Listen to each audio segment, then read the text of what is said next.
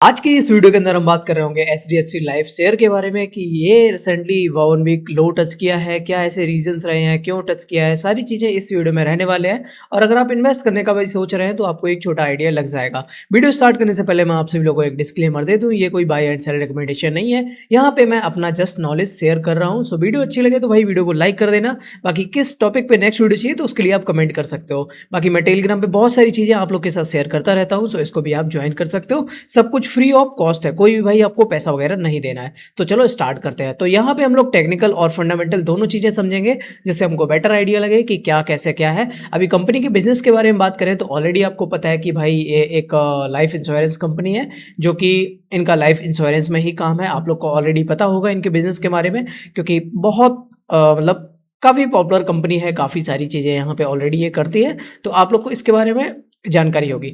1,16,000 करोड़ के आसपास इसका मार्केट कैप है और करंट पीई यहाँ पे 58.8 का चल रहा है। और वहीं इंडस्ट्री पीई से हम कंपेयर करें तो 67.4 है, जो कि अभी यहाँ पे देखने से लगता है कि कंपनी हाँ थोड़ी तो इन्वेस्टमेंट करने के लायक है। और वहीं अगर डेप्ट हम लोग देखें तो यहाँ पे 3,000 करोड़ के आसपास है। और यहाँ पे मैं आपको याद दिला दूँ, फाइनेंस वाली कंपनी में ऐसे हम लोग डेप्ट टू इक्विटी रेशियो है वो ऐसे काउंट नहीं करते हैं, क्योंकि इसका डेप्ट टू इक्विटी रेशियो भी ज़्यादा नहीं है। और इन कंपनीज का काम ही रहता है लोगों को मतलब ऐसे पैसे वगैरह देने का। सो वो चीज़ है।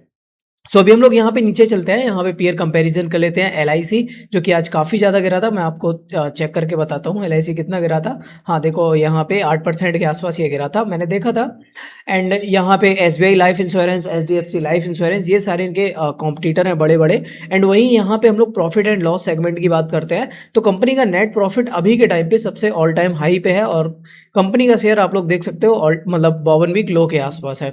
सो यहाँ पे हम लोग आते हैं एंड यहाँ पे अगर हम लोग ऑपरेटिंग प्रॉफिट में देखें तो यहाँ पे भी कहानी कोई यहाँ पे सेम निकल के आती है। वहीं अगर टीटीएम में देखें तो यहाँ पे थोड़ा डाउन होता हुआ दिखा रहा है, लेकिन यहाँ पे अगर हम ओवरऑल में देखें नेट प्रॉफिट में यहाँ पे चीज़ें ठीक होती हुई दिखा रही हैं। तो ये क्या सारी चीज़ें हैं थोड़ा यहाँ पे देखते हैं हम लोग। तो यहाँ पे क्या चीज़ है, कंपनी यहाँ पे अदर इनकम में कुछ चीज़ें एक्स्ट्रा शो कर रही है। वहीं अगर आप पहले देखोगे ना तो अदर इनकम कुछ ज़्यादा नहीं थी। अब ऐसा होता है कि कंपनी को अपना प्रॉफिट एंड जो लॉस स्टेटमेंट है उसको बैलेंस रखने के लिए अदर इनकम में कुछ कुछ चीज़ें एड ऑन करनी पड़ती हैं, ठीक है।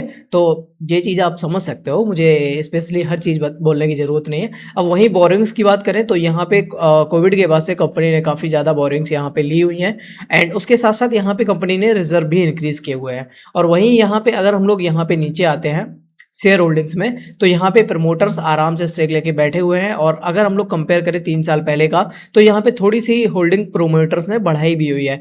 एंड डीआईआईज एफआईआईज के ये फेवरेट स्टॉक्स रहते हैं। अब एफआईआईज का आप लोग को पता है, जब से भाई यहाँ पे अपने सेबी ने यहाँ पे ताइश जी ने रूल्स वगैरह लगाए टैक्स के, तब से भाई एफआईआईज ने दबा के माल सेल किया। एंड जितने भी स्टॉक्स उनके फेवरेट वाले होंगे उनमें अच्छी खासी गिरावट हम लोग को देखने को मिली है। तो ये भी एक रीज़न हो सकता है। एंड एक्चुअल रीज़न ये है कि एचडीएफसी बैंक में एक यहाँ पे फ्रॉड केस चल रहा है, कुछ टैक्स को लेके यहाँ पे 45 करोड़ का कुछ डिफरेंट आया हुआ है इंटरेस्ट में। सो उसके अगेंस्ट ये सारी चीज़ें चल रही हैं। सो इसी वजह से यहाँ पे एचडीएफसी का भी शेयर डाउन है। एचडीएफसी लाइफ में भी शायद कुछ हो सकता है इसी के रिगार्डिंग। सो यहाँ पे मैं आपको ये कुछ चीज़ें पॉइंटेड कर दूंगा डिस्क्रिप्शन में, तो आप लोग पढ़ सकते हो अच्छे से एंड अपनी जो भी चीज़ें हैं वो फिक्स कर सकते हो। एंड वहीं यहाँ हम लोग डीआईएस का होल्डिंग्स देखते हैं तो यहाँ पे डीआईएस ने स्टेक अपने बढ़ाए हुए हैं। अब डीआईएस ने क्यों स्टेक बढ़ाए हुए, उसका रीजन ये है कि एफआईआईज बेच रहे थे तो डीआईएस को लेना ही था, क्योंकि एफआईआईज का फेवरेट स्टॉक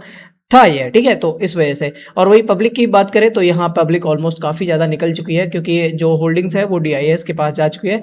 एंड अदर में यहाँ पे कौन कौन है वो नहीं दिखा दे रहे। एंड यहाँ पे एक्साइड इंडस्ट्रीज ने भी कुछ कुछ यहाँ पे ले रखी हैं। ओके, सो यहाँ पे ये सारी चीज़ें क्लियर हो गई। यहाँ पे फंडामेंटल देख के तो आपको लग रहा होगा कि भाई काफ़ी सही चीज़ें हैं। एंड पीई की बात करें तो मीडियन पीई कंपनी का भी 83.1 के आसपास है 1 ईयर का। एंड यहाँ पे कंपनी का जो पीई चल रहा है वो 58.3 के आसपास है, ठीक है। 58.8 जो भी है, मतलब थोड़ा इधर उधर होता रहता है।